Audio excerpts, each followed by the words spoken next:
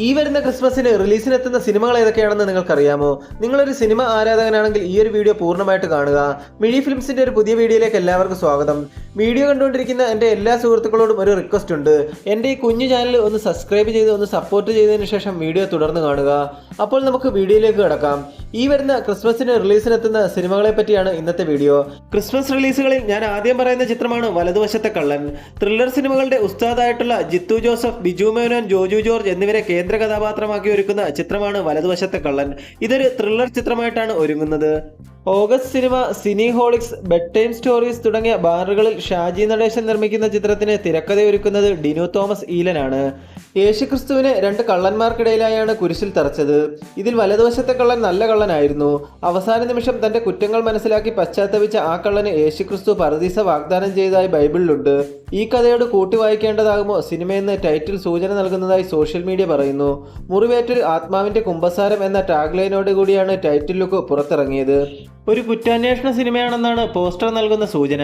ഒരു മേശയിൽ police case ഫയലും കമ്പ്യൂട്ടറും വയർലെസ്സും താക്കോൽ കൂട്ടവും കണ്ണടയും ഇരിക്കുന്നതാണ് ടൈറ്റിൽ പോസ്റ്ററിലുള്ളത്. മേശയുടെ ഇരുവശങ്ങളിൽ രണ്ടുപേർ ഇരിക്കുന്നതായും ചെറിയ സൂചന പോസ്റ്ററിലുണ്ട്. ഈ ഒരു ചിത്രം ജിത്തു ജോസഫിന്റെ ഒരു മികച്ച ചിത്രമായി മാറുമെന്ന് നമുക്ക് പ്രതീക്ഷിക്കാം. 2025 ഡിസംബർ 25-നാണ് വലതുവശത്തെ കള്ളൻ റിലീസ് ചെയ്യുന്നത്.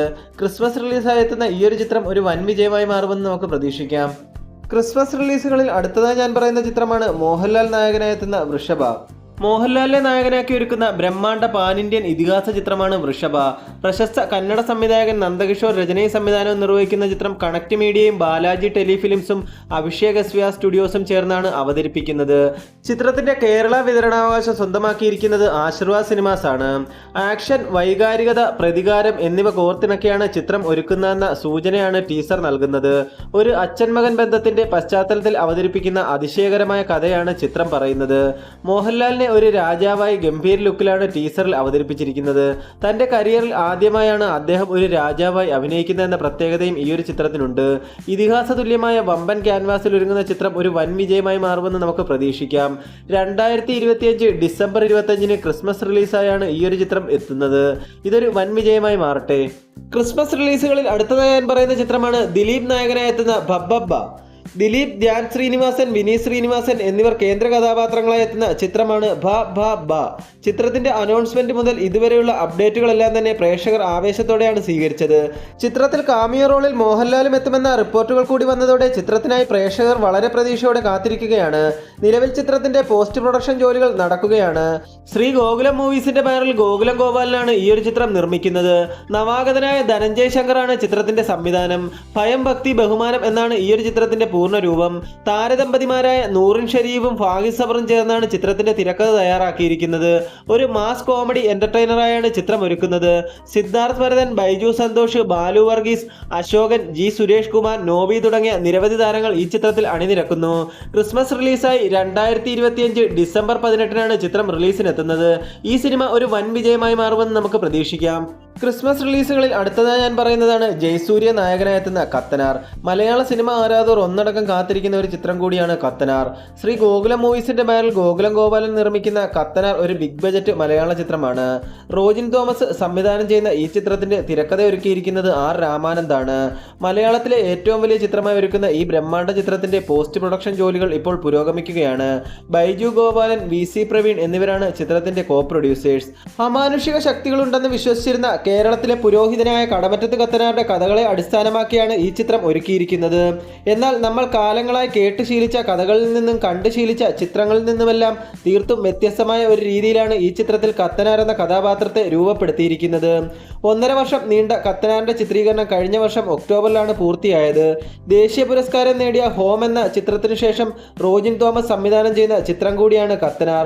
വെർച്വൽ പ്രൊഡക്ഷൻസ് ഉൾപ്പെടെയുള്ള അതിനൂതനമായ സാങ്കേതിക വിദ്യകൾ ഉപയോഗിച്ചാണ് ഈ ചിത്രം ചിത്രീകരിച്ചിരിക്കുന്നത്. കേന്ദ്ര കഥാപാത്രമായ കടമറ്റത്ത് കത്തനാരായി ജയസൂര്യയാണ് എത്തുന്നത്. കൂടാതെ തെലുങ്ക് സൂപ്പർ നായികാതാരം അനുഷ്ക ഷെട്ടി, തമിഴിൽ നിന്ന് പ്രഭുദേവ, സാൻഡി മാസ്റ്റർ, കുൽപ്രീത് യാദവ്, ഹരീഷ് ഉത്തമൻ, നിതീഷ് ഭരദ്വാജ് തുടങ്ങിയ നിരവധി താരങ്ങളാണ് ചിത്രത്തിൽ അണിനിരക്കുന്നത്. 30-ലധികം ഭാഷകളിലായി 2 ഭാഗങ്ങളായാണ് ചിത്രം എത്തുന്നത്. ഈ ഒരു സിനിമ ഒരു വമ്പൻ ബഡ്ജറ്റിൽ ഒരുങ്ങുന്ന ചിത്രമാണ്. സ്ഥിരീകരിക്കാത്ത റിപ്പോർട്ടുകൾ പ്രകാരം 2025 ഡിസംബർ 25-ന് ഈ ചിത്രം പാൻ ഇന്ത്യൻ റിലീസായി എത്തുമെന്നാണ് അറിയാൻ സാധിക്കുന്നത്. ഈ സിനിമ ഒരു വമ്പൻ വിജയമായി മാറുമെന്ന് നമുക്ക് പ്രതീക്ഷിക്കാം. ക്രിസ്മസ് റിലീസുകളിൽ ഞാൻ അടുത്തതായി പറയുന്ന ചിത്രമാണ് നിവിൻ പോളി നായകനായി എത്തുന്ന സർവ്വം മായ. പാച്ചുവും അത്ഭുത വിളക്കും എന്ന ചിത്രത്തിന് ശേഷം അഖിൽ സത്യൻ കഥ എഴുതി സംവിധാനം ചെയ്യുന്ന നിവിൻ പോളി സിനിമയാണ് സർവ്വം മായ.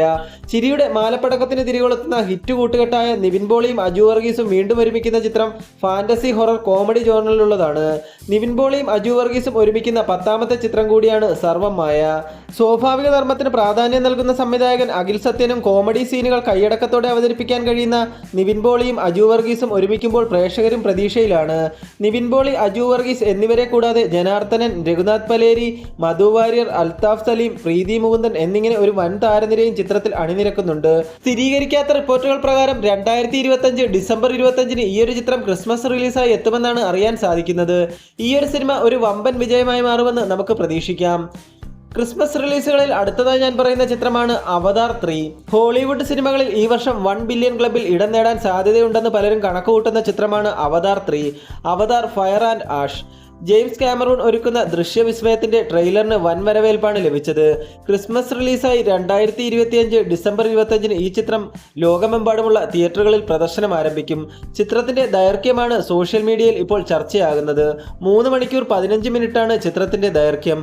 അവതാർ 1ഉം 2ഉം ഭാഗങ്ങളെ പോലെ തന്നെ അവതാർ 3ാം ഭാഗവും ഒരു വൻ വിജയമായി മാറുമെന്ന് നമുക്ക് പ്രതീക്ഷിക്കാം. ക്രിസ്മസ് റിലീസുകളെ പറ്റിയുള്ള ഇന്നത്തെ വീഡിയോ ഇത്രയേ ഉള്ളൂ. ക്രിസ്മസിനെത്തുന്ന ചിത്രങ്ങളിൽ നിങ്ങൾ കാണാൻ കാത്തിരിക്കുന്ന ചിത്രം ഏതാണെന്നൊന്ന് കമന്റ് ബോക്സിൽ രേഖപ്പെടുത്തുക. എൻ്റെ വീഡിയോ കണ്ടുകൊണ്ടിരിക്കുന്ന എല്ലാ സുഹൃത്തുക്കളോടും ഒരു റിക്വസ്റ്റ് ഉണ്ട്.